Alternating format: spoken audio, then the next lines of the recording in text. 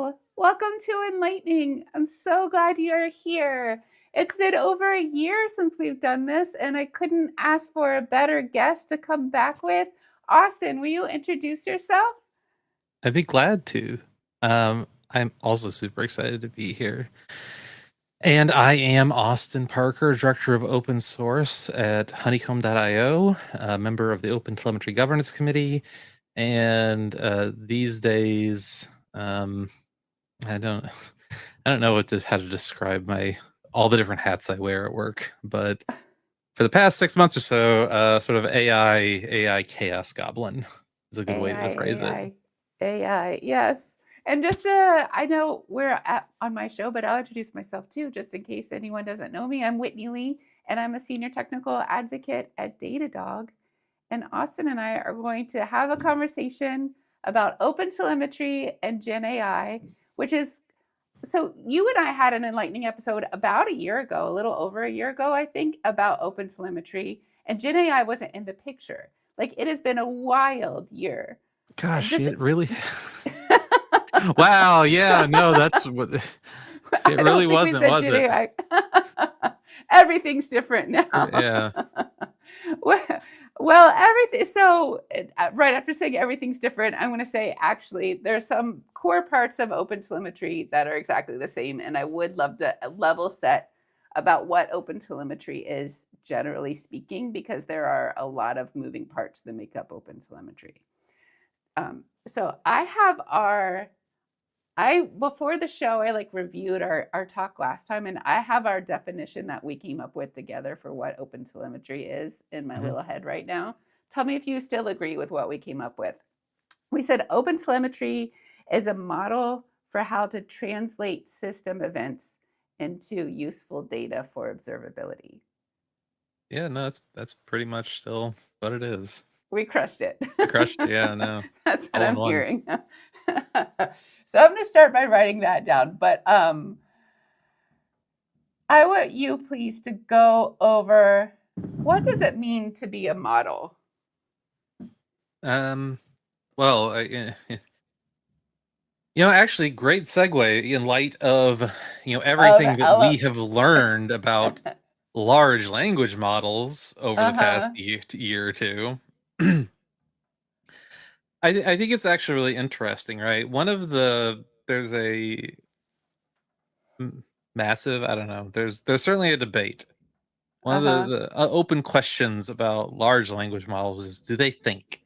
Do they reason? Uh-huh. Are, are they? How close are these weird human-shaped collections of vector math actually?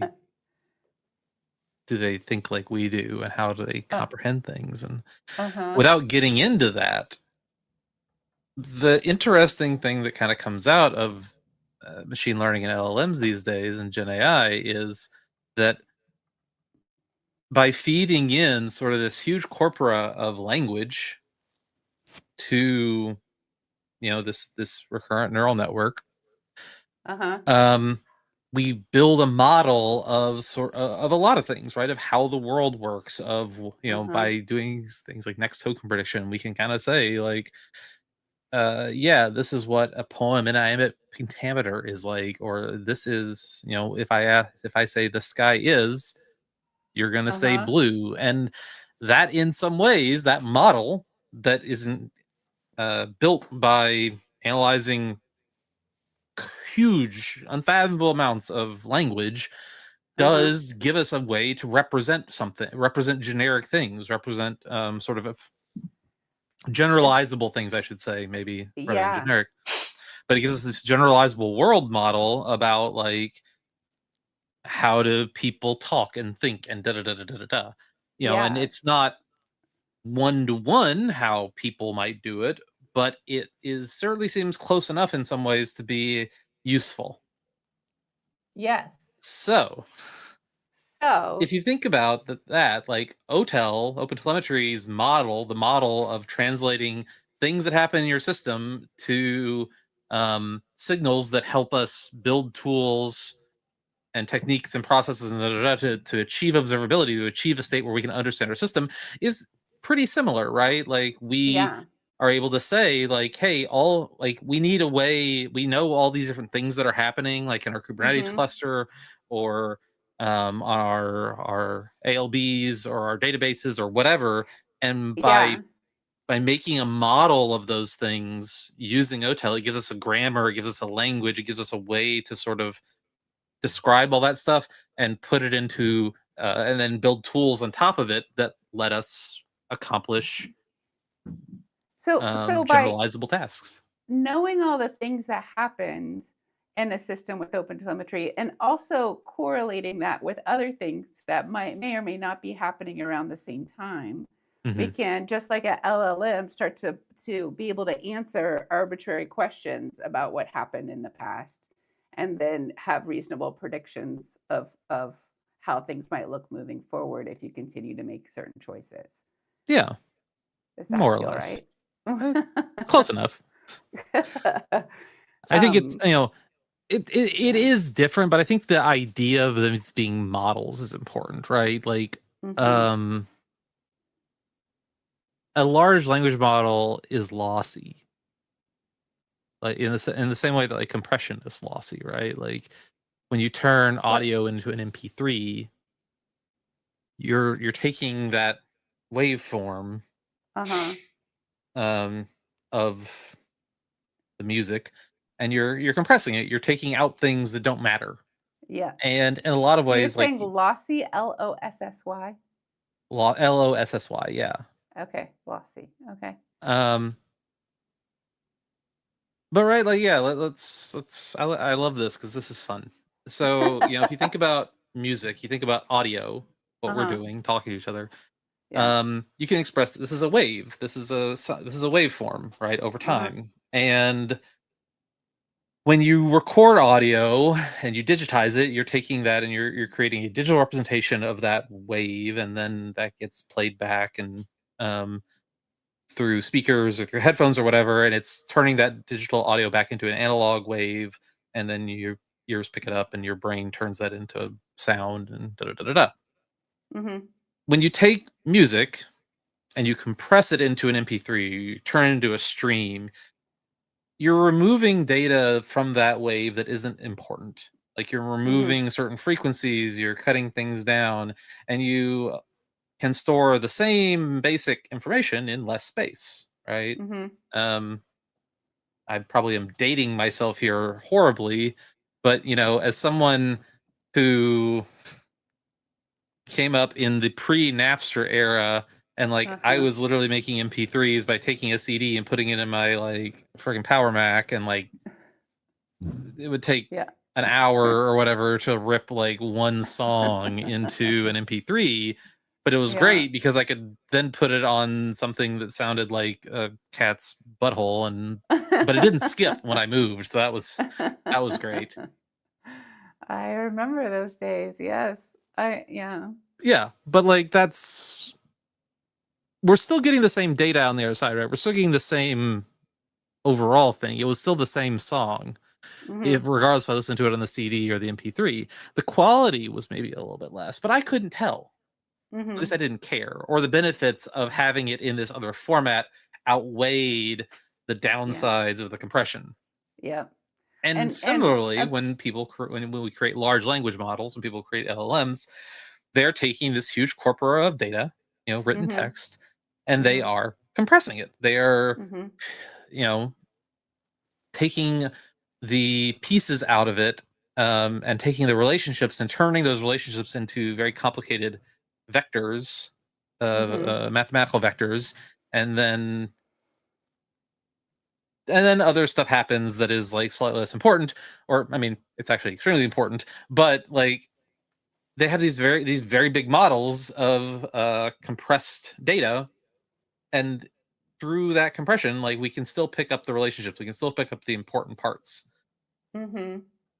I think OTel So does, and OTel is actually in a very similar fashion to that. Is saying, okay, when I have a software system, when I have like 100 microservices, or even when I have like one big macro service, and it's running in the cloud, or it's running on my computer, or it's running on a Raspberry Pi, mm-hmm. like a lot of events are happening every time, every time I do anything, right? You think about Mhm.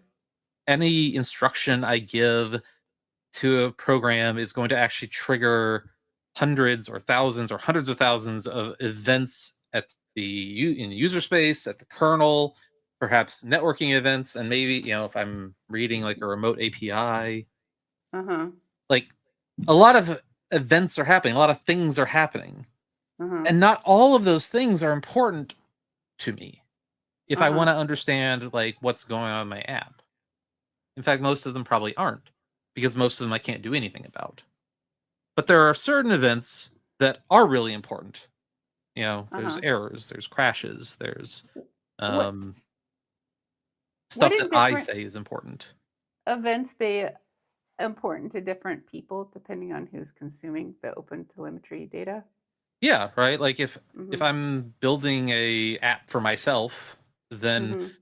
I probably care about a few things. But if I'm building an app or at a bank and I have like Mhm. regulatory concerns, then there's Yeah. probably different consumers of those events that care a lot about different Oh, aspects, right? but Like, I was even thinking in the same system, like a developer might care a lot more granularly of to seeing how things move through their system, where SRE might care on a much higher level. oh yeah, that too, right? Like even yeah, same exact app. Yeah. If I'm responsible for like not one a service, but like a fleet of these things, then I care a Yeah. lot about like what are these things doing in aggregate? What's the big picture? If Uh-huh. I'm pulling a ticket out of Jira because there's a bug, then I care about Uh-huh. a different slice of that data or a different resolution of that data. Exactly. And I think what OTel ultimately helps us do is OTel is sort of the model by which we do that sort of lossy conversion of raw events into Uh-huh. structured signals and then put them somewhere so that all these different consumers can kind of get their own, they can pull up their telescope, their periscope, and they can And look at just what they need to okay. in order to understand what's happening in the system. So OTel itself, well, if I didn't already know what OTel was, I would be like, what the heck is this? Like what is the Yeah, actionable I definitely made part it more of confusing. what is the actionable part of what's here? Like what is it? So let's talk about the things that make OTel able To to do all do that. all of this that you've promised. Yeah. So All right. it's APIs. Would A- you start with APIs? I would start with APIs Okay, because APIs. foundationally, the API is where you say as a developer how you do that mapping of like an event into something else. Yep. And the That, API is available in every language pretty much, uh-huh. and it lets you do uh, four things, five things basically. You Okay. can create metrics with it. You can create log events, Log. structured log events. You can create spans and traces, and you can also create profiles, Mm-hmm. like continuous profiles with it. And you can start them, stop them, add metadata to them. There's a few other things scattered in there, but basically, the API's job is to translate those low-level events or whatever's happening in your code Uh-huh. into some sort of structured OTel signal. And that's the purpose Excellent. of the API. Okay. So APIs is how those events are generated in the OTel system, right? Like Yeah. integrated with your code and help your code generate the data. Yep. Then we have SDKs. Yes. The SDK is what the API plugs into. Uh-huh. Um, and it implements the API, right? Like it is the thing that, when you say, "Hey, I would like you to create a metric named blah," Uh-huh. something has to actually like allocate the memory Uh, and write the things, and that's what the SDK does. okay. So It APIs, does more yeah. than that. It does a Mm-hmm. lot, but the important thing here is that it's separate. It's decoupled, right? So if Uh-huh. I'm developing a library, I don't have to ship the SDK. I can just ship the API, and then my consumers, the people using my library, can just pick up the SDK, or they don't have to use it at all. They could do Ah, something else. makes a lot of sense. Cool. And then maybe OTLP would make sense next? Yeah, I think OTLP, and maybe we can also, Or there's a the lot of other collector? things that we can just sort of group under tools. Okay. Um, Tools. and the tools are kind of everything that happened after that, because it's not enough to just create those signals. You have to get them somewhere, right? Um, Are all the tools collectors, or are there other tools? there are other tools. So the collector is like the most important one, I think, because the collector is designed to sort of take all of this data coming from all this standardized data coming from your SDKs and help you manage it and process it. So a good example here is you want to make sure that no personally identifiable information is getting emitted from your system. So Yeah. you would use the collector, you would put a processor in there that would look for things that look like social security numbers, right? Or would look for things that look like credit card numbers and would drop those or filter them out somehow, right? Um, but there's a lot of other things the collector can do as well. It can, it's a Swiss Army knife almost, right? Like it translates from one thing to another. So if you have things that don't support native OTel, then you could use a collector to kind of collect those logs and metrics and turn them into OTel metrics and logs, then ship them off somewhere else. It's a lot like, when people think about monitoring and observability, they often think about like, oh, what agent am I using? And that's kind of what the collector is, right? The collector sort of is, your drop-in agent that collects data for you and ships it off somewhere for you to analyze and use. So collector can collect and possibly filter or process or somehow transform or not your data and ship it somewhere.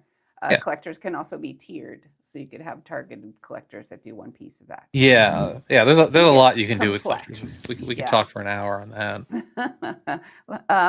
And then we have the protocol, and we Mhm. have like a glossary. Do you think I'm going to put it in the glossary? The glossary, I would say, is probably semantic conventions, which is pretty closely related to OTLP. Okay. But you have the OTLP is OpenTelemetry protocol, and it's a standard way for SDKs and collectors and consumers of this telemetry data to sort of talk to each other. So I'm trying to think of a good analog for this, but maybe the best way to think of it is,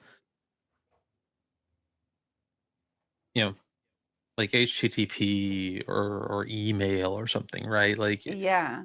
Right. I don't have to, HTTP is probably the best way to think of it, I would guess, because HTTP says, hey, you want a website, like you're going to communicate, you're going to send that data using hypertext transfer protocol. And OTLP is very similar. You're going to send telemetry data, receive telemetry data, you're going to send it in OpenTelemetry protocol. And it means that it's what really makes OpenTelemetry vendor agnostic. So, we both work for observability companies. Both of our systems will receive OTLP data, which is great for you as a developer or an SRE or whatever, because you don't have to re-instrument your software. You can just point it over here or over there, and you get the same data in both places, which is great. Like, it really frees you up to kind of own your observability, your telemetry stack. Yes. And then the semantic conventions are, I think, part of the magic of getting what the big promises at the end of building a whole model, making and being able to have a developer's interest represented and an SRE's interest represented and a regulatory official's interest represented, all able to access the same data from the angle that they're interested in. Yeah, I would say that I like the glossary, the idea of like a glossary, because I think that one of the things that that SemConv or semantic conventions is really trying to solve is we have a lot, there's a lot of software out there that does the same thing in different ways. We have a lot of HTTP servers, we have a lot of database clients, we have a lot of different databases, we have a lot of different clouds.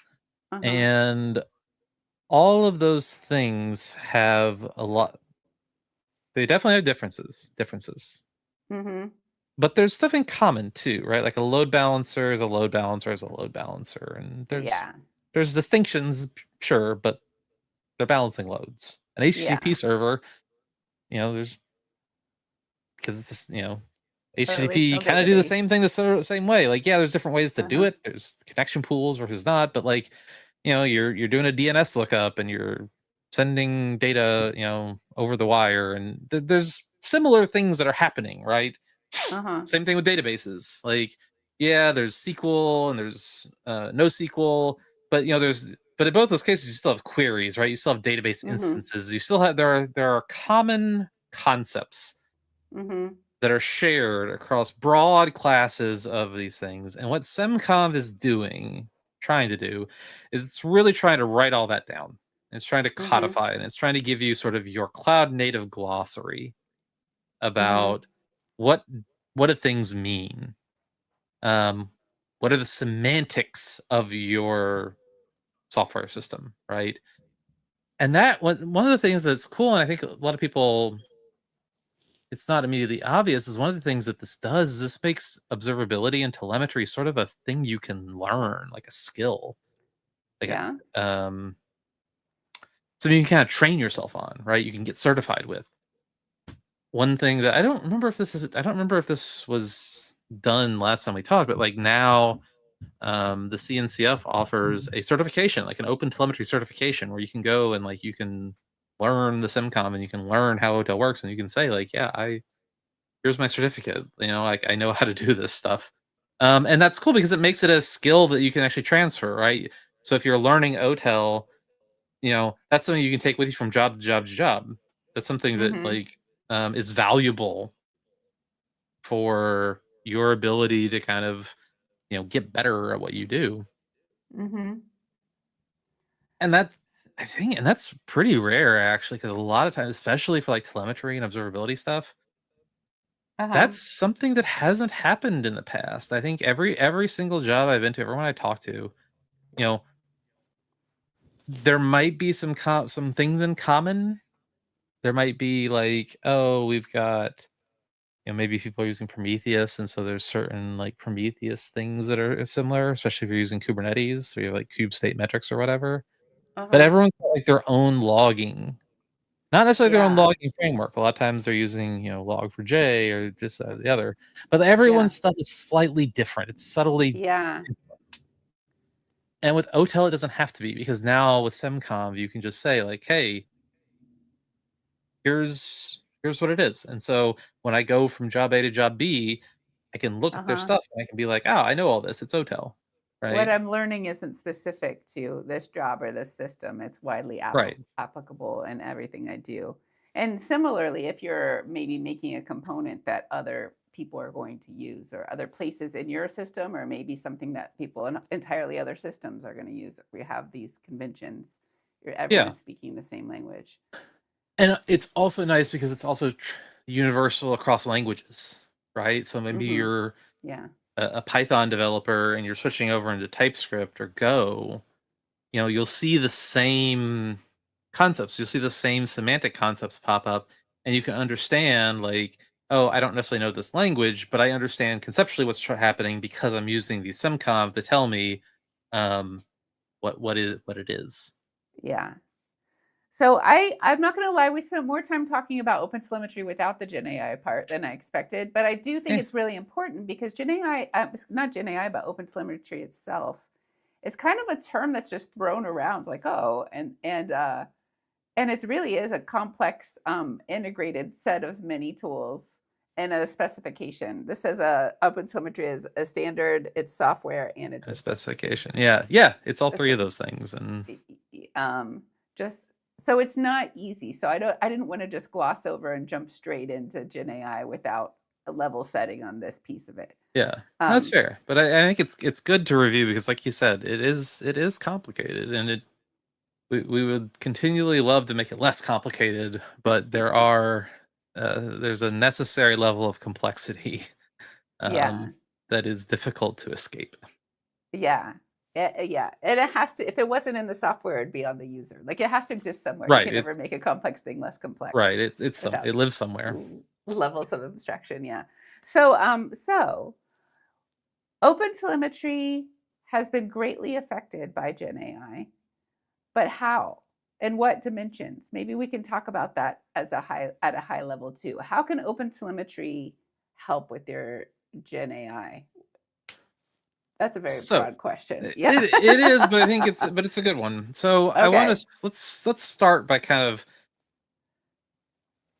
building a pyramid, as we were, and Okay. it's the three-way, like the three, when we talk about building with Gen AI or building Uh-huh. Gen AI or do whatever, then there's like broadly three different things that we're talking about, and it's important to kind of say which one of these things. Okay. So the first, and I think the one that's like least relevant to most people, is actually building AI itself. So training models, post training of models, fine tunes, creating LoRa's and all this stuff. Like that's Mm-hmm. all really cool, and OTel is very helpful there. Um, but it looks a lot more. These are like very specialized systems. We can, There's yeah, we can say large language models here, right? We Yeah, we wouldn't. can say large language models. Okay. Um, Cool. or language models in general, or just any kind of machine learning stuff, right? Like, Mm-hmm. it's a note here is one of the first, like one of like a for a while now, one of the really big applications of like distributed tracing has actually been in machine learning for people training unsupervised ML models, like recommender systems and things like that. Because like tracing is a really good way to kind of like view what's happening and to understand it and like the level of detail and the kind of work that you're trying to optimize. Like tracing is a good use case for that, and so OTel has a role here. OTel definitely has a Uh-huh. role, and it's good at doing this sort of stuff. But most people, most of the time, aren't. When they're talking about building Gen AI or whatever, or building Gen AI, Mm-hmm. most people, most of the time, aren't doing this. They're Mm-hmm. doing one of the two following things, Okay. and that is building um, LLM or Gen AI powered features, Ah. or building LLM or Gen AI workflows. Is the distinguish between Gen AI or LLM? It's kind of the same thing, just two ways to talk about it. Or are those two different things? Um, I think that's one of those. That's one of those like, what do you want it to be? I think people, Gen AI, I think is a general shorthand for modern, mostly like large language model based, you know, chat interfacey sort of things, Mm-hmm. as opposed to, you know, every other bit of machine learning that we use in our daily lives, right? Yeah. Like, so if you Uh-huh. think about, every time you use autocomplete, that's machine learning. Every time you make a Mm-hmm. post on the internet, machine learning is happening as part of like spam classification or automatic moderation. Every time you use Zoom, there is machine learning happening to clean up your audio and do video-y stuff and 40 billion, like, right. ML is Mm-hmm. everywhere. Every time you buy something on Amazon, the you might also like is that's machine learning, right? Like Yeah. all of this stuff is machine learning. It's all AI. Mm-hmm. But we've decided we need a way to sort of disambiguate, you know, that kind of AI from this new kind of AI. And so we Mm-hmm. say Gen AI. And I have no particular dog in this fight. Um, I didn't know if I was just kind of as this conversation proceeds, can if we can if those are let's used just say interchangeably. let's say Gen AI, and from now on, whenever we say Gen AI, we also mean LLM, and when we say AI without the Gen, then we mean something else.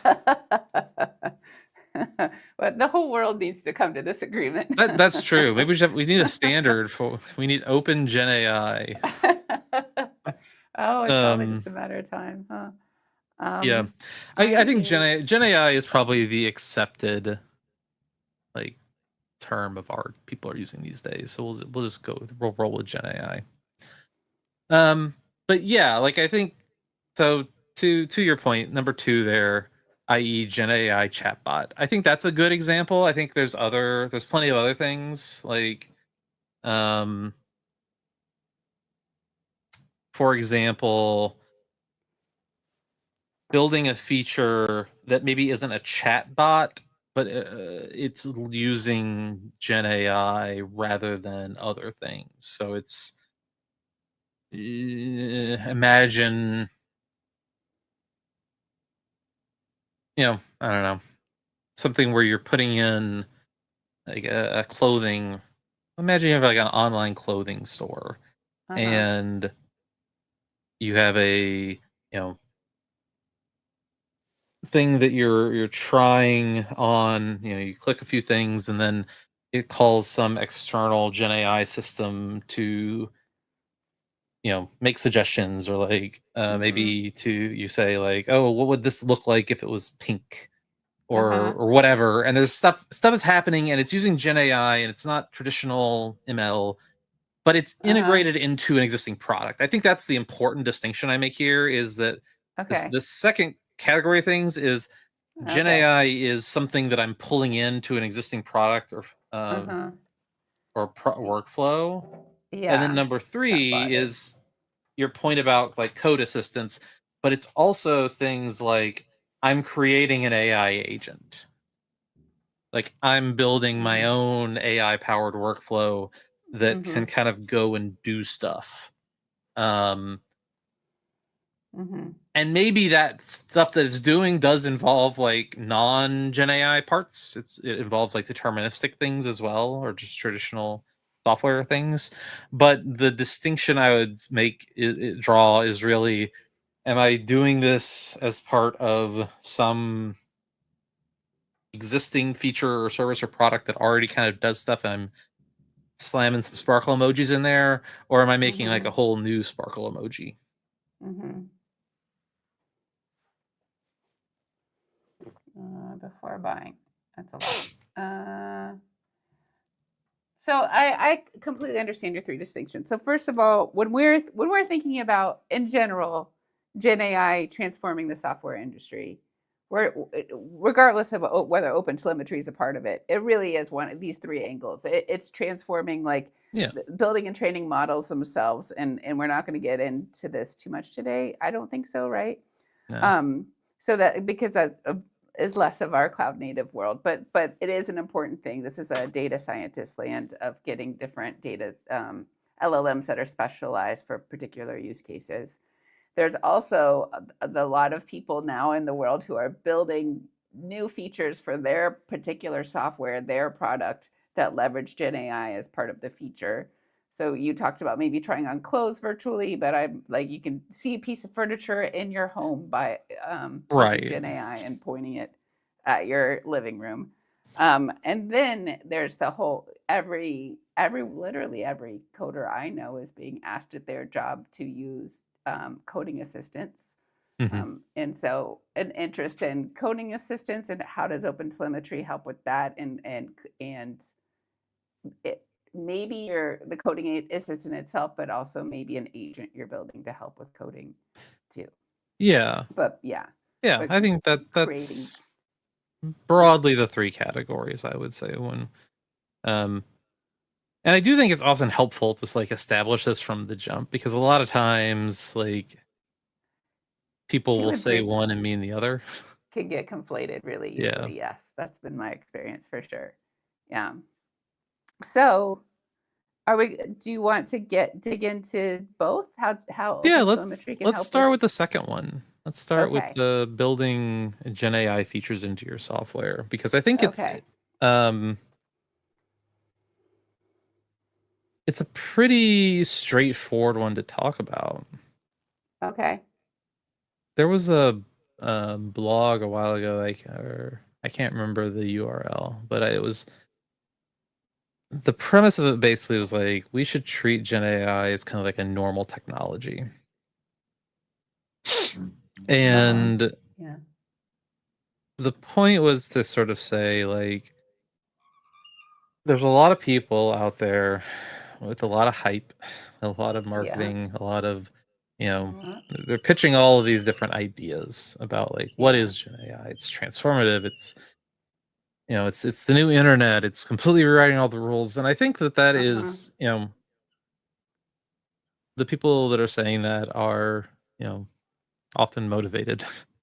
They have a very they have a very they are motivated to say that for a variety of reasons. Yeah. And they probably not spent a lot of time with it hands on.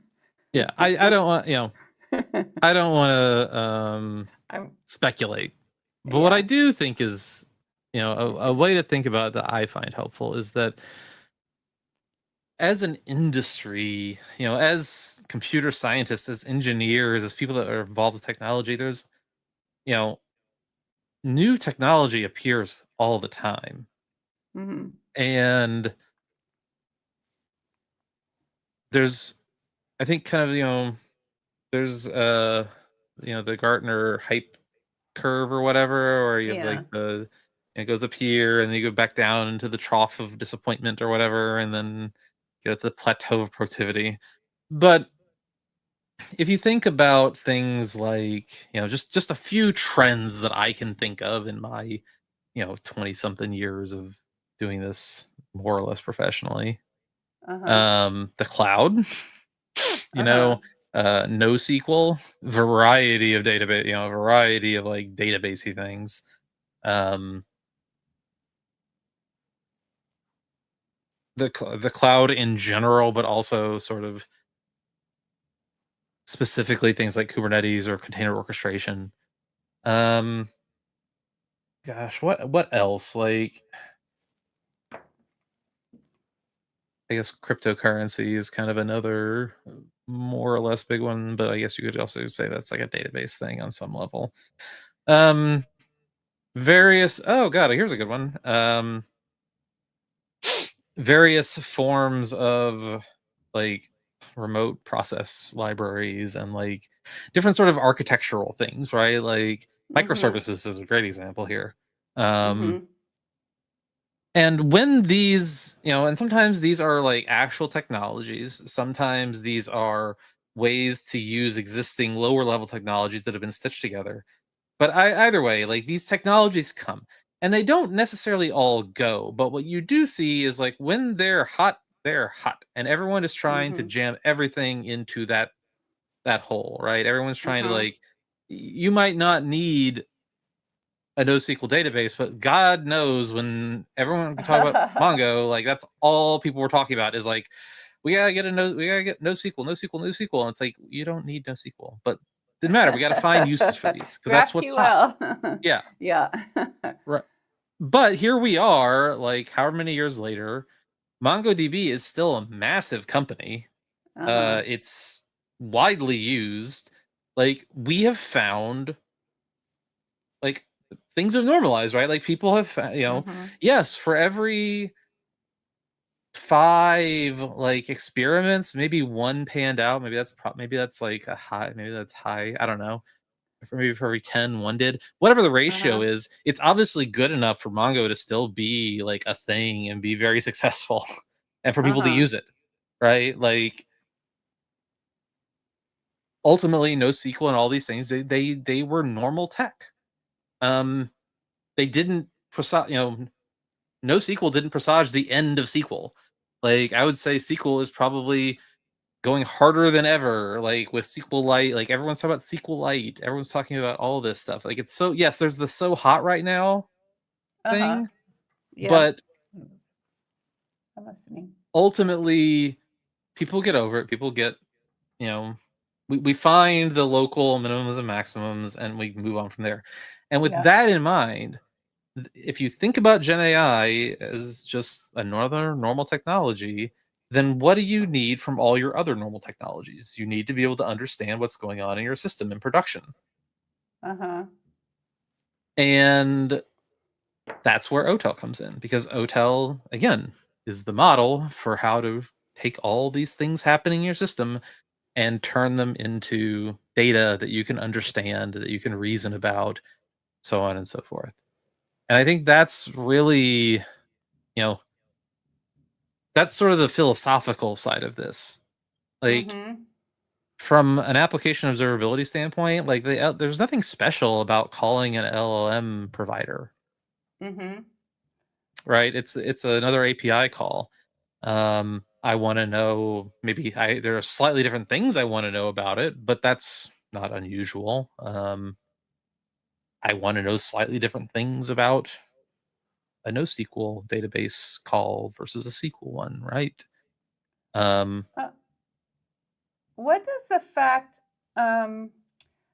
that with Gen AI, what you get is not going to be deterministic, when in the past it's always been deterministic. That feels different than other technologies. I mean, it does feel different, but I would also say that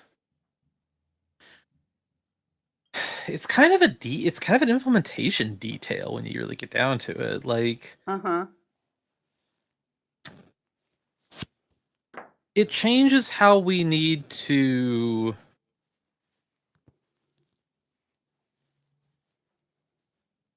conceptualize, I guess, what we're doing. Like, it changes, well, yeah, it changes our conception, like our mental model, I think, of what the app does. But there are things about it that, even with a and it's always going to be non-deterministic, right? There's never a true, even you can make it fairly deterministic. You can at least Mm-hmm. narrow it down, but there's always going to be some, randomness or Uh-huh. whatever. But that just means, like, the way you're programming around it turns different, right? Like, you're adding guardrails, you're adding ways to kind of like narrow, to take it and make sure it stays in this sort of like narrow path, or you're giving it a playground and saying like, hey, this is what is okay to change, this is what isn't, and you're defensively programming around that, or you're building your app in a certain way. And I do think that that does lead to there being different things you want to observe, Mm-hmm. right? Um, a really good example of this is like user signals. Mm-hmm. Like, were you, the user, happy with the response you got? Mm-hmm. And that's something that, you know, when we design, when you're designing an application or when you're building your apps, you need to think about like, how am I getting these sort of like how am I getting this user feedback in, but also how am I getting this user feedback in and keeping it close to the performance data, because the performance data is also tightly scoped to the user feedback. And a Uh-huh. third thing, like, Wait, the third oh, thing. What's the third thing? I missed the first thing. oh, Oh, so so the the first first thing is thing, data is just like any other data, right? So like data for the Gen AI. performance is, yeah. So the first thing is like the performance data is like any other performance data, right? Like, you care Uh-huh. about how long did it take, did it Uh-huh. succeed or fail, like the Okay. basic sort of request response stuff. So that's one. Okay. Two is you care about,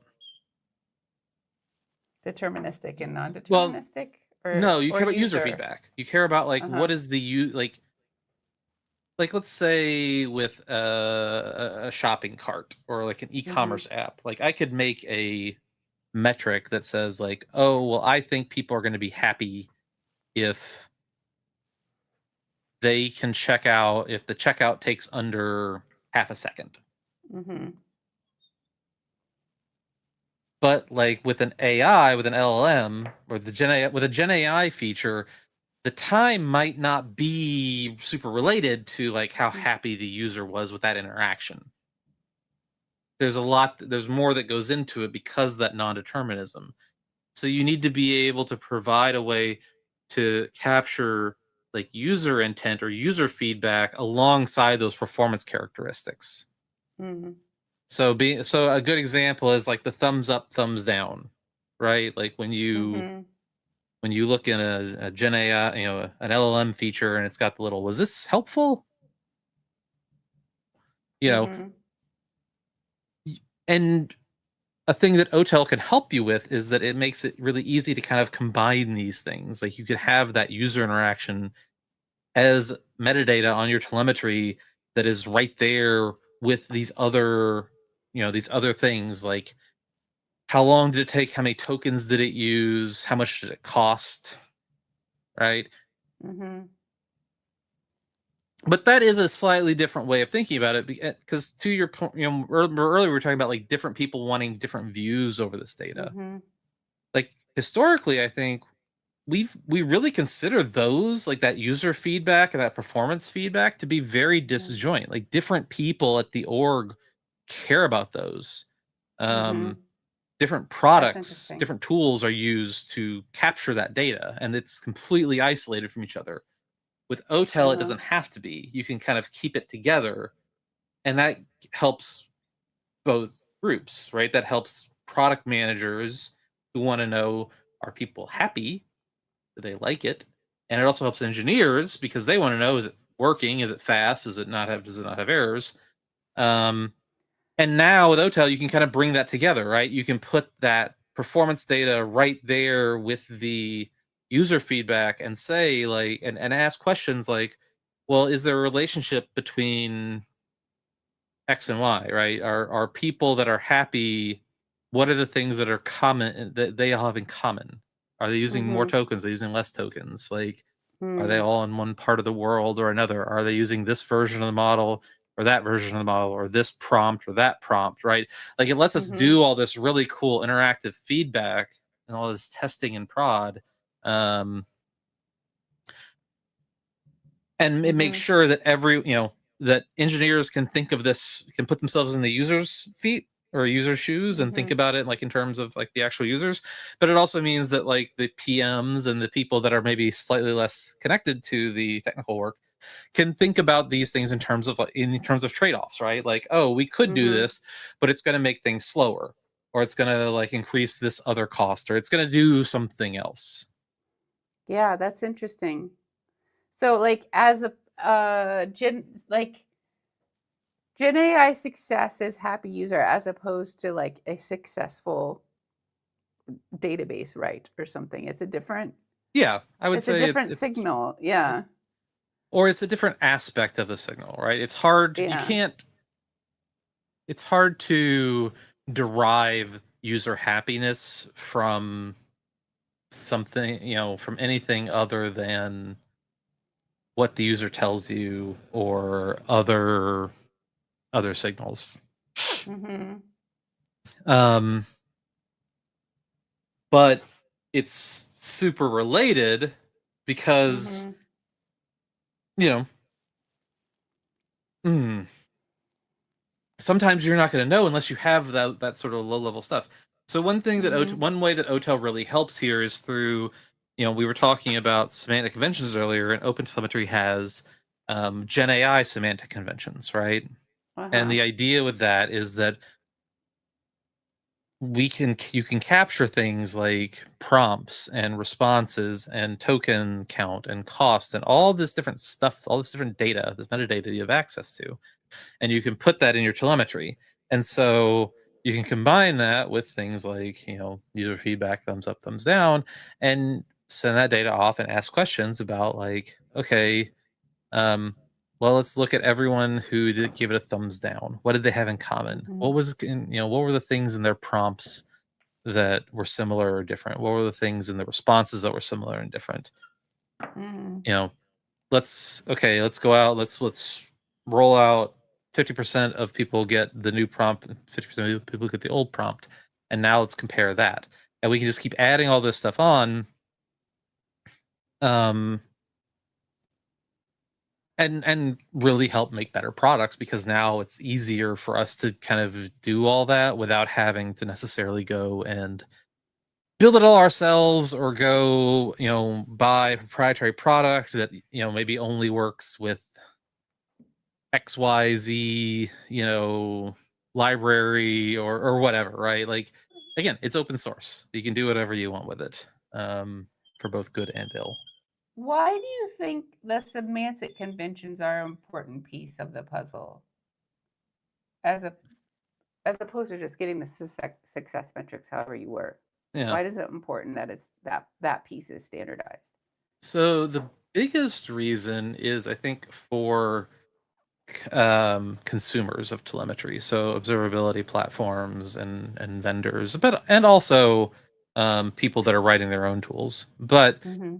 by having semantic conventions, you can actually create like pretty interesting experiences that rely on that metadata. So, Mm-hmm. a couple of examples I've seen are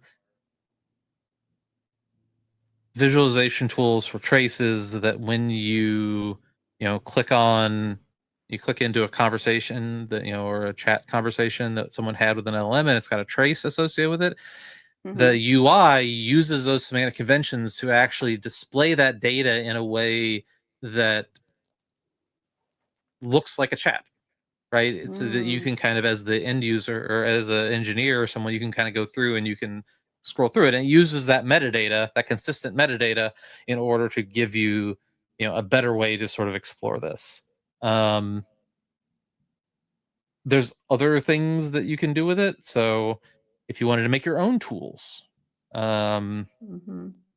you could use those semantic conventions as sort of like indexes in a database, right? Or you could use them as part of a processing pipeline. So one thing that's happening now is prompts are getting really, really big. Mm-hmm. Gen AI prompts are getting very large because whenever you send a prompt, you're sending the entire thing. And if people keep adding to it and adding to it and adding to it, you're talking about like megabytes and megabytes of stuff. Mm-hmm. Well, since we know through semantic conventions where that data is or where those prompts are going to show up because Uh-huh. they have a consistent name, you could do something in your telemetry pipeline to say like, okay, whenever you see this prompt, um, instead of sending it to my telemetry platform, I want you to take that and I want you to go and send it over here. Send it to blob storage. Send it somewhere else. Send it to like a full text search engine that I run, and Mm. replace the prompt with a link to where you sent it so Mm-hmm. that I don't have to pay to send this multiple megabytes of data out somewhere, or I don't have to worry about like PII because a lot of people will put a lot of things in prompts, right? So Yeah, I don't want I that know. data going somewhere else. So I want to make sure that I control all that. So Uh-huh. that's an advantage of SimConv and GenAI SimConv specifically. It gives us consistent places for that data to show up. And what we're seeing is more and more sort of frameworks and tooling and libraries that are built around, built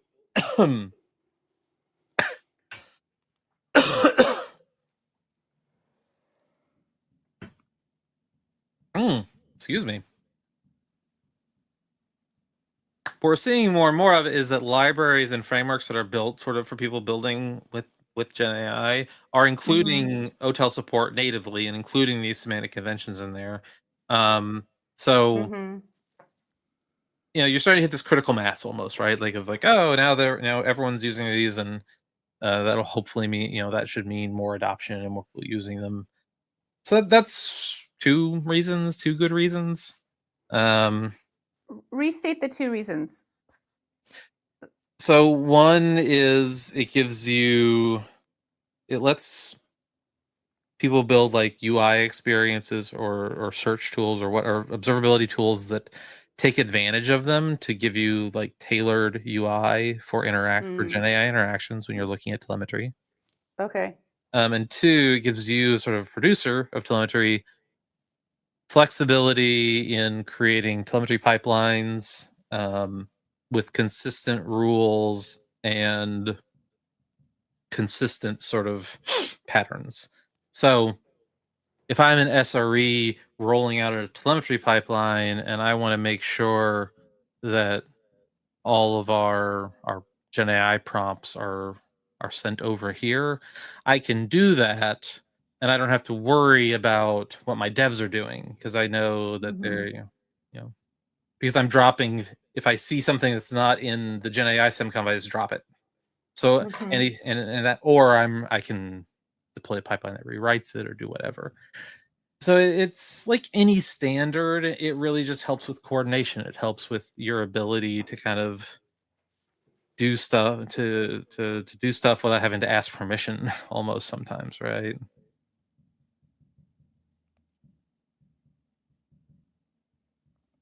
Yes, I'm following. So yeah, I'm going to recap everything that we kind of talked about here: observability, pattern, platform, and direct user, direct use. So we talked about building GenAI powered features. OTel can help in the way OTel helps with anything, and that it can turn GenAI data into data you can understand and reason about. And then we talked about deterministic versus non-deterministic and how that might be just an implementation detail. But the implementation detail is that when you have a GenAI feature, the success of that GenAI feature is user specific. Like you can't, the success of system calls before would be like, did you get a successful database right, for example? Well, now they're more like, is the user happy with that response? Is the way to define success. And then OTel can help with that by having that success, like a thumbs up, thumbs down. I mean, OTel doesn't do that, but you would do that, and then that data would be stored alongside all of the other metadata about the GenAI and how it behaved in that particular moment that got that thumbs up and thumbs down. Which is a different way to think about storing success and using success metrics. And then GenAI semantic conventions really come into play in that particular use case, because it's going to provide a consistent way to see the GenAI data and also whether it's successful or fails. And then it's also going to be, if this is a pattern you're going to implement across your whole system and your whole company, then you have consistent patterns to do it from team to team, which is always good. Yeah, sounds right to me. Cool. And so, yeah, I feel like I'm being a little quiet, and it's been a while. I'm like thinking and writing, and but I could not be on your side of the glass whiteboard. Not with that attitude. That's true. So then you said there were three ways that OpenTelemetry can help build GenAI features. What's the third way? So the third one, I think, is building sort of GenAI workflows. And is this the same as this third way? Yeah, that number 3 is the same number 3 that I'm. Okay. Yeah. Got it. Okay. So we just wrapped up everything about. Yeah, I think we wrapped that up. Building. Okay, cool. And then, cool. So I'm not going to give it a start down here. Instead, I'm going to start it up top. Okay. I think. I did draw myself a little window here. Yes, I know. I better, because otherwise you'd be ducking down here. I do that sometimes. So we can leave room down there for a telescope. Yeah, there's never a problem filling the board, I would say. So this is the question we answered here. Yep. And now our using GenAI. GenAI in your workflow. And how OTel helps there too. Yeah. I've been playing with this personally, so I'm excited to talk about it. Well, let's start by kind of doing a pretty broad overview, because there's a lot of things that fall into this. That's true. So when I'm talking about this, I am generically referring to the idea of an AI, of a GenAI agent. And an agent, I think the best way is a large language model, specifically that has access to tools. And tools are anything that model can use to accomplish a task or do a thing that Okay. do a thing other than just write text back at you. So, In a okay. loop. And the in a loop So, part is important. I wonder, I'm just going to put it down here in this, here. This is where we're going to talk about it. So we talked about, so LLM is the large language model. It's at the base, right, of abstraction, or however. And so LLM, large language model. Actually, I'll just start at the top because I know That's how fine. much space I have. So at the top, we're talking about tools, tools that your agent can use. Agent tools. Agent tools. Yeah, agent tools. I mean, tools in general, right? Like GenAI tools. sure. Like I think let's Agent start. tools. I guess let's start at the top. Let's start at agent. Okay. Right. Agent, large language model, using tools in a loop. 3 things. Large language model being Claude, being GPT-5, being Gemini, being whatever.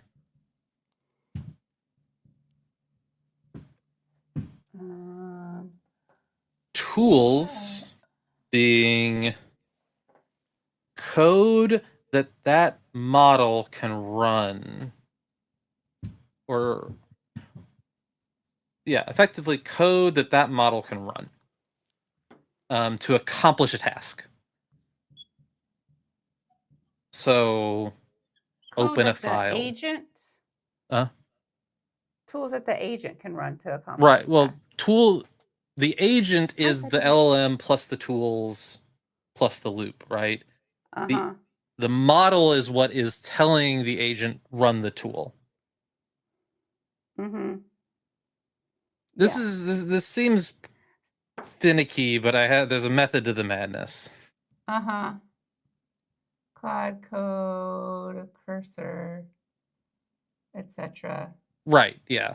Chat GPT. Or GPT-5 and Claude would be like the LLMs.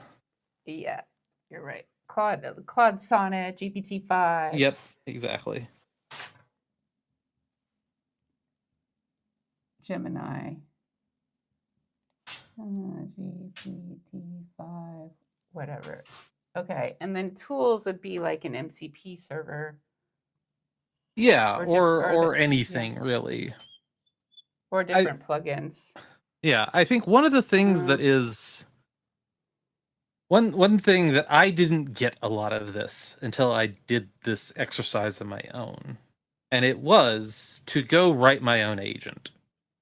I've written a couple of agents this year, and I think if this is interesting to you, you should try doing this. You can use Claude or Cursor or whatever to help you. They're actually very straightforward because it really just is a model using tools in a loop. So it's a while true loop that takes input from you, from the user, or from somewhere, but takes input, passes that input to a large language model, and also passes a list of tools to that model. And then the model makes decisions based on what you've told it and what tools it has on what to do. And the agent itself is responsible for actually executing the tool call, or in the case of like remote MCP, passing that tool call off to a remote endpoint or whatever. But the agent is the software around this. But the agent itself is a very, very, it's 100 lines of code, if that, like in its most basic form. It is not.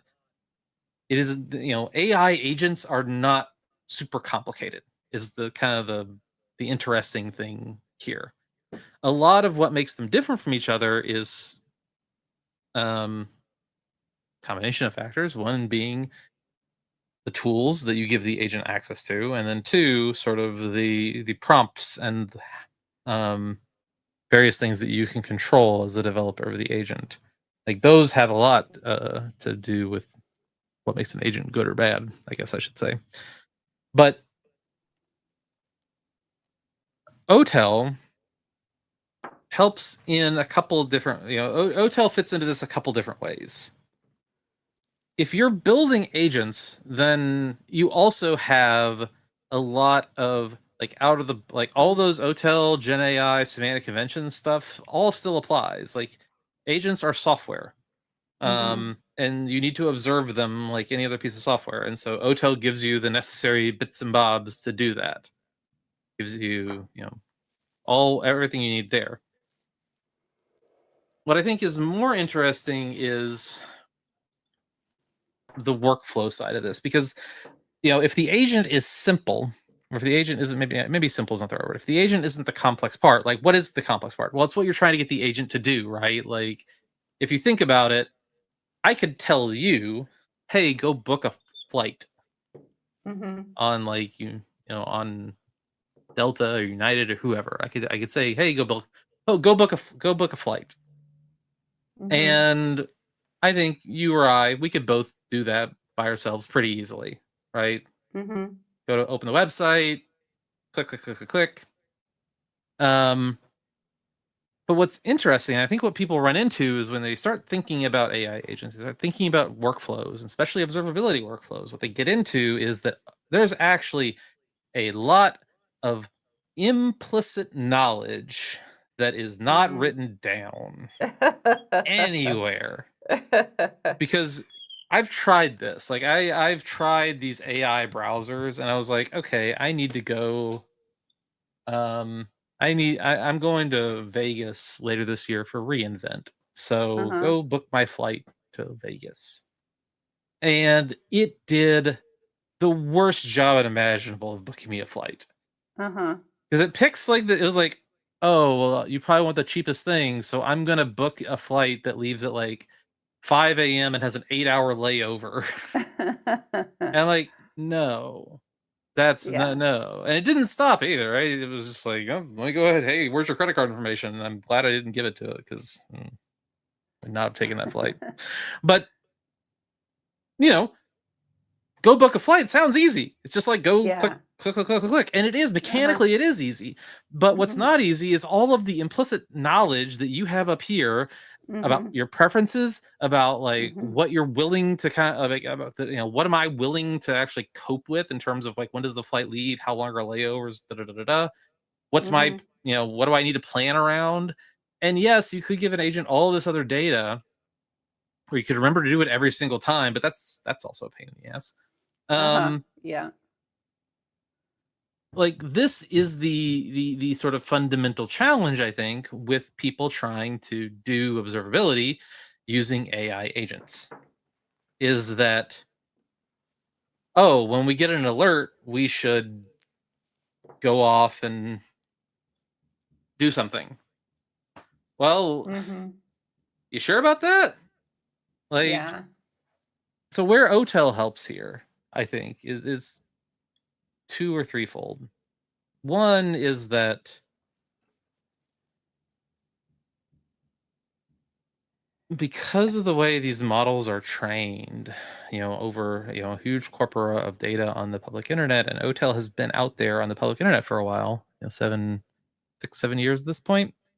Models have a really good understanding of OpenTelemetry. They think OTel.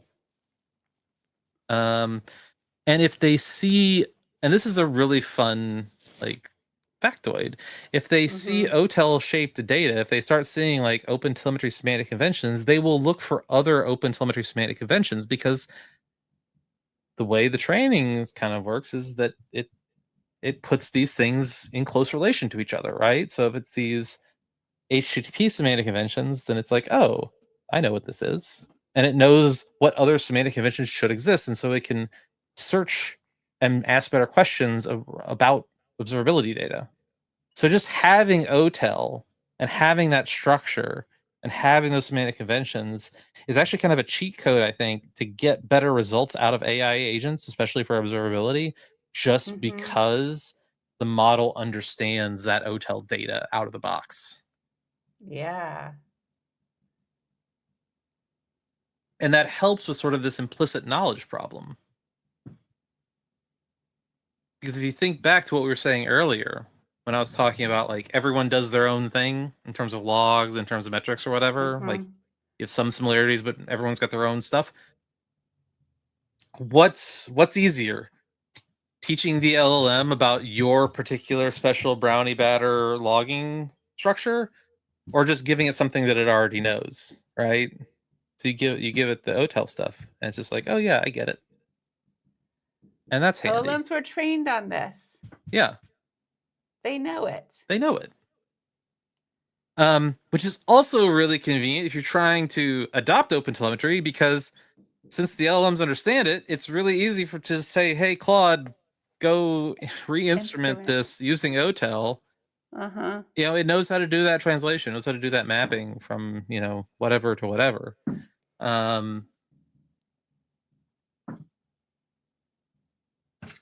So that's fun. Yeah. So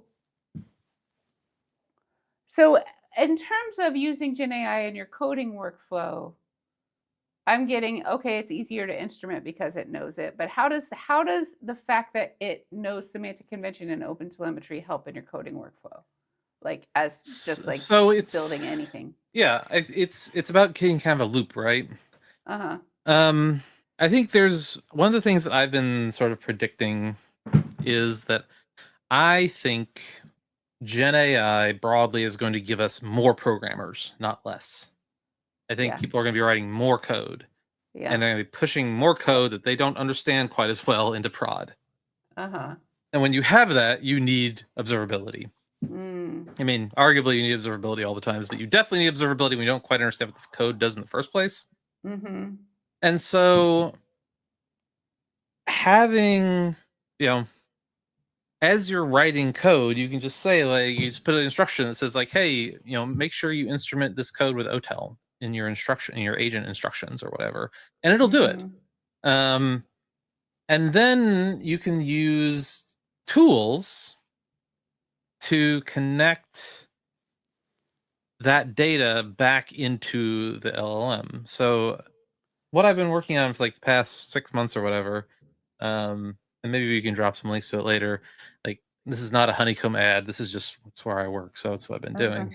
But if you go on the Honeycomb blog, I wrote a couple of blogs about our MCP server and all the various interesting things that we've done there. But one of the coolest ones has definitely been figuring out how to design tools to communicate OTel data, communicate telemetry data back to a large language model. Because it's not like we could talk for an hour about this alone. Yeah. And actually, if you're coming to KubeCon, I will have a talk at Observability Day about mostly this topic. So I actually will too. oh, great. Datadog has an MCP server. My talk is called "How to Trust a Liar." Nice. I'm talking about Are feeding you observability at data OTel back Day in. or Main Stage?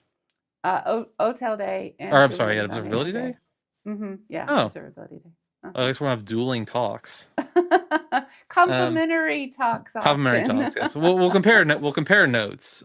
But Yeah, absolutely. one of the things that I found when we were building the MCP server is, like, you can, as a very basic thing, when you have a query from a Datadog, a Honeycomb, a Prometheus, a Grafana, whatever, like, if you just say, like, hey, I have time series data, and you ask, how should I present that data to a large language model? You have a couple of options. One is you give it to it in the way that the machine understands it. So, like, we all have JSON APIs, so you can just say, hey, here's this query, here's the results as like a JSON array. And that does work. The model is able to understand very well what that is. But it is very inefficient, because all those JSON data points, if you think about it, JSON as text is really wordy and it's very repetitive, right? Like Mm-hmm. there's a ton of repeating fields, lots of spaces, lots of braces. Yeah. Mm-hmm. So one simple trick: you take that JSON and you turn it into a CSV. You save 40% of your tokens, and you lose nothing in terms of the LLM's ability to understand the data. So Oh. I tried it out. I took the same queries, same data. One is JSON, one is CSV. Asked the same Mm-hmm. questions, got the same answers, but the Mm-hmm. CSV response format was again 40% fewer tokens. So it took it from something like 100,000 to 60,000 or whatever. Okay. But then I had another thought, which is I bet we can do better. Uh-huh.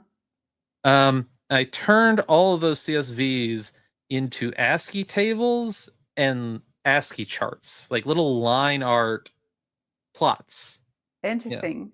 with Uh-huh. just dots, right, Uh-huh. and an axis. Ah. And it was able to answer the exact same questions, Okay. And now how many tokens are you down to? like 4,000. So Wow. we got about 99% reduction by switching from going from JSON to just like ASCII tables and ASCII line art. It's like 80 to 99% reduction in tokens with no real perceptible difference in the quality of the result.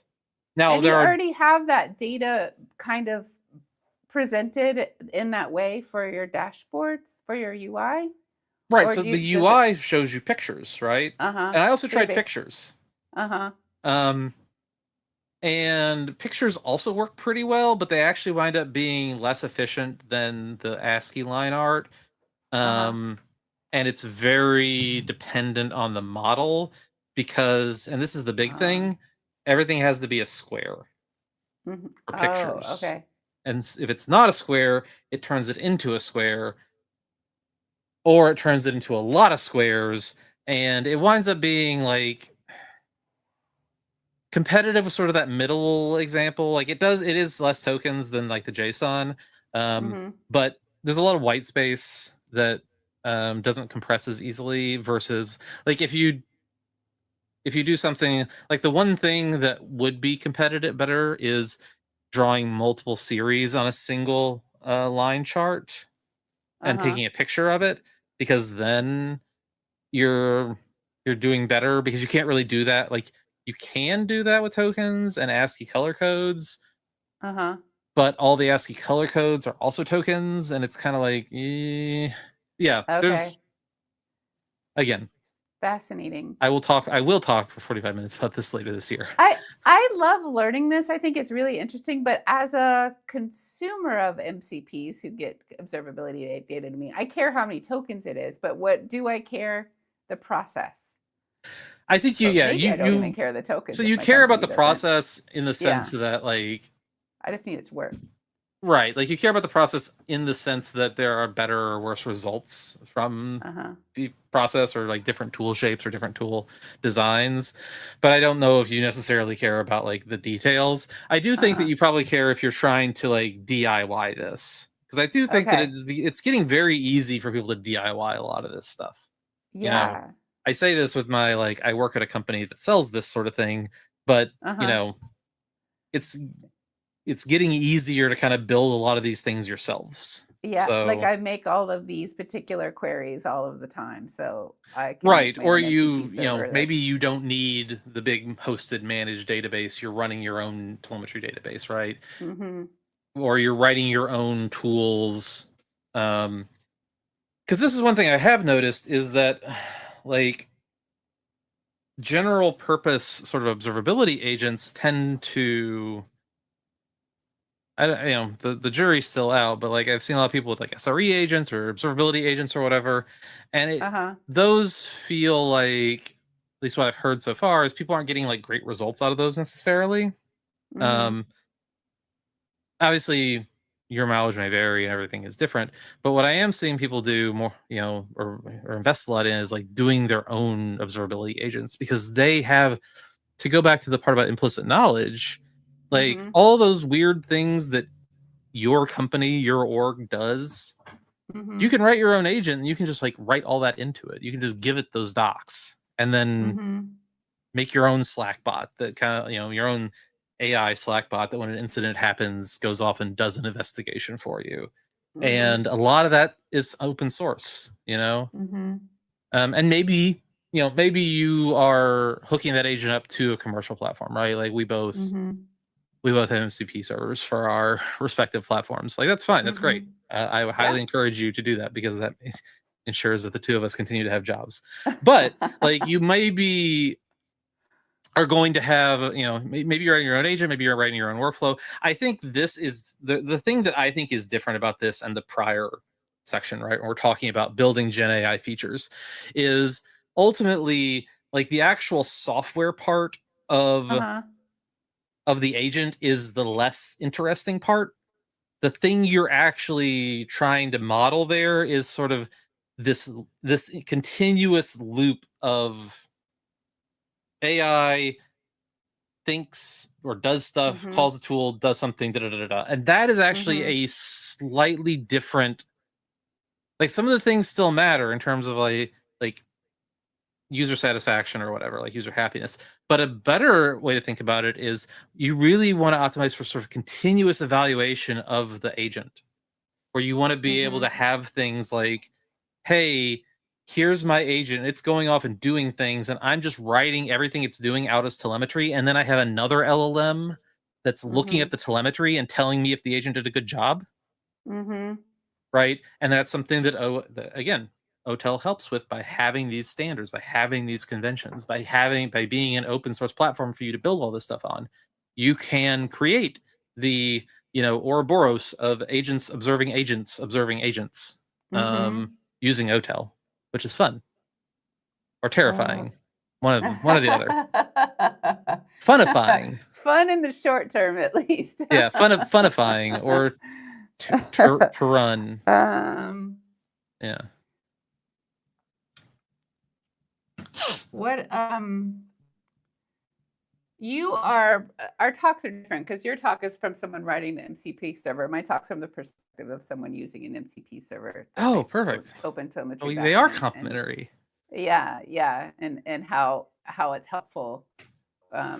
Yeah. I verify. It is super helpful too. Like one thing that by having this sort of AI, like this is something I'm really interested in pursuing on the OTel side, like over the next year or so, is how can we bring OTel plus MCP plus AI stuff more into the local dev workflow? Like how can we let people do this on their laptop? How can we have kind of like Claude Code writing OTel instrumentation into software that it runs, and that software sends data to a local collector, and that local collector exposes a MCP server that the cursor that Claude Code can then query to look at data as it goes through and see if the changes it made like worked, right? That shit's super cool. That's something that I'm really interested in working on over the next like year. So I'm hopeful that we'll see stuff like that happen. And I think we probably will. Like there's MCP certainly seems to be, it'll continue to evolve and grow, I'm sure, but I'm seeing like a significant amount of interest, especially in the dev tool space. Like I'm starting to see people really consolidate around it. Like the Go team has been adding MCP to things like Go Please. I saw Google released an MCP for like Chrome dev tools. So, interesting. I think there's definitely like one of the things, the story I'm looking forward to next year is like that. It's like local I see dev. A future where we never leave the IDE. Everything you need you can get from, you never have to go out of that screen. Yeah, or even the command line, right? Like because you have these agents going off and doing stuff for you. I think it's super exciting, and we really don't know. Like I have very middling perspectives on what the end state of the current consumer AI space is going to be, but I do think certainly for software development and software operations and like our industry, like this is some absolutely real shit and is going to be a big effing deal, going forward. what I found, I'm writing this on the board like you said it, but I'm saying it. What I found with my own playing with how a MCP server can help with my coding experience and help with my coding assistant experience. The biggest thing it's helping with is actually architectural blindness. And Hmm. what I'm doing is I'm actually instrumenting way more thoroughly than I ever would if it was going to be for production. I'm instrumenting for development. Like I do want to understand everything that's happening. And to your point earlier, it's so much easier to instrument now. It's not a chore at all. I built an agent that instruments for me, so I just like and verifies it was Yeah. instrumented correctly. And so It's I'm finding without telemetry data in my system, the coding agent will if it needs new functionality that has been factored out into a helper function, it doesn't see that helper function. It'll rewrite the same functionality over and over again. yeah. But now with tracing everywhere, like with the when It can I see. ask it, yeah, so it helps with architectural blindness and That's a really good reading. insight. That I haven't actually tried that yet, but that's a really good. It's really clever. So I will have to like explore this.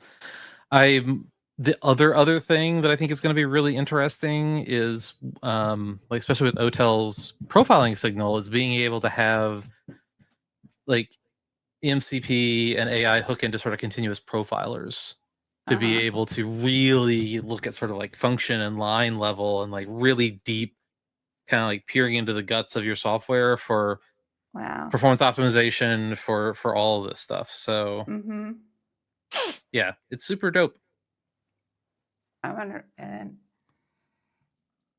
so much more. and so much more that if you want to find out, you'll have to apparently come find us at KubeCon. I there's something visceral, bleeding edge tech. So this is the bleeding edge. That's what I'm going to write.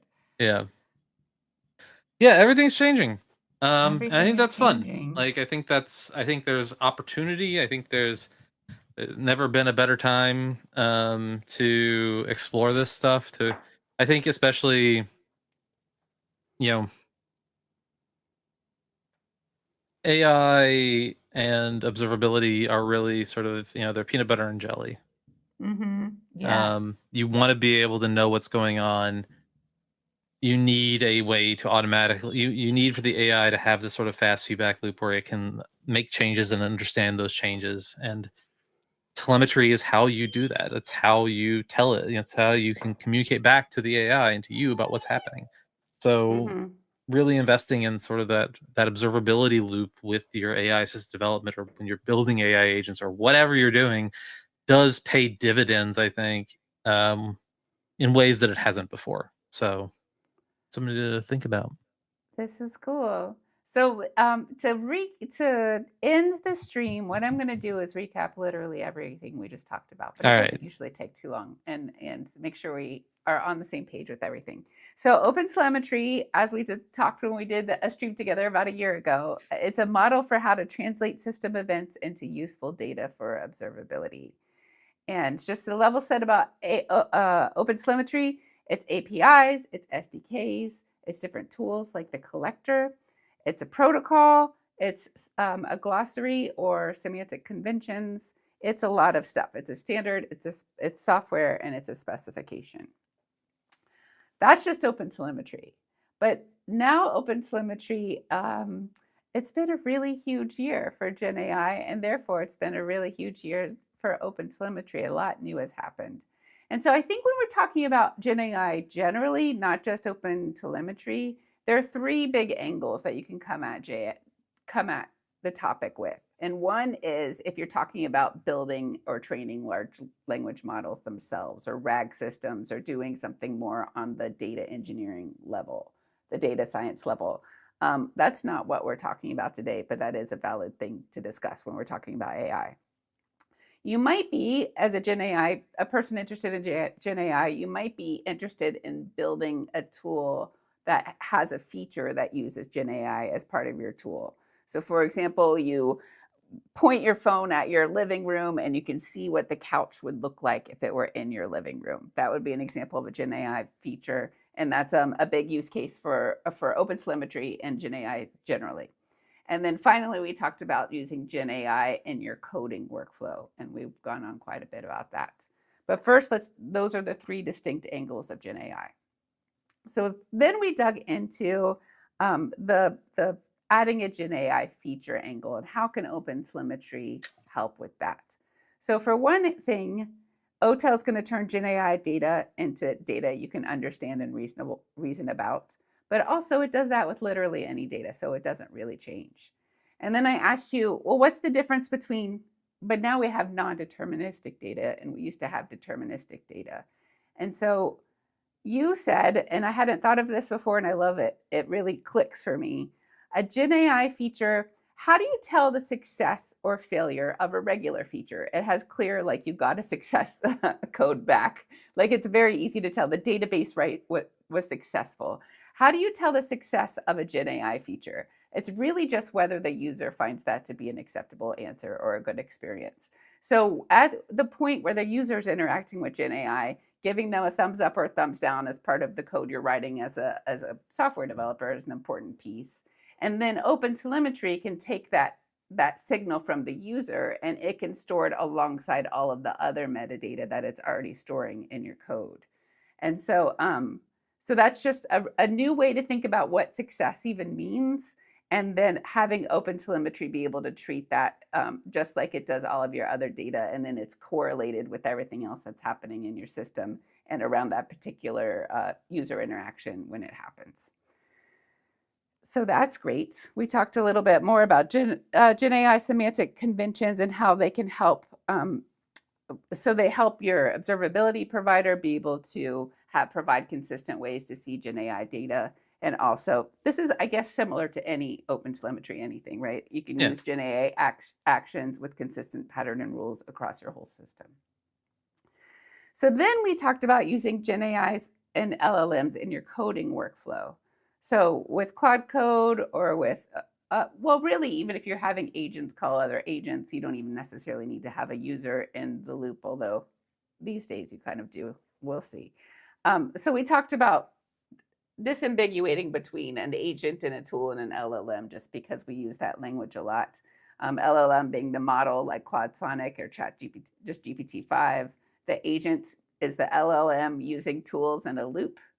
And then tools being LLMs, ways for LLMs to access external systems.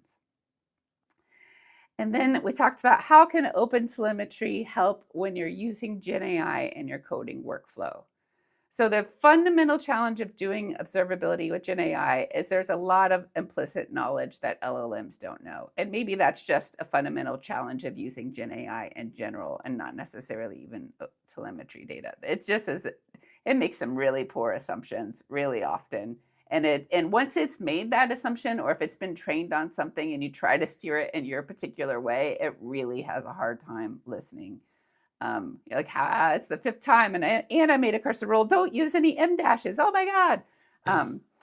So one way that OpenTelemetry can really help here is GenAI and semantic conventions. OTel and semantic conventions have been around for a really long time and have wide adoption. Therefore, LLMs have been trained on OTel and trained on OTel semantic conventions. So therefore, LLMs know what's going on. They know about it. So it makes it a lot easier to add observability and use observability in a system where GenAI is helping with the coding. It also makes, as a side note, makes instrumenting easier when you can just ask your agent, your coding agent, to do it. Another way OpenTelemetry helps with this particular thing with your GenAI and your coding workflow is that when you are using GenAI for coding, there's going to be more code, and that code is going to be less understood. So, oh my God, you need telemetry. Oh my God, that's all about that.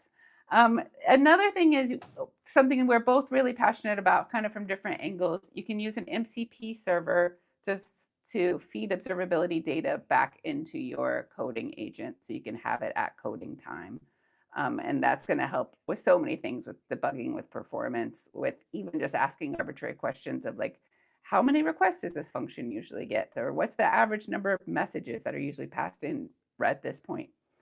So you can use a vendored one. Honeycomb has a vendored MCP server. Datadog has one, but you could also write your own. You don't have to use a vendored one at all, but you should use OpenTelemetry. And then finally, talking still some more about piping that telemetry data back into your coding environment. It can help you with code verification, debugging. In my personal experience, it's helped with architectural blindness.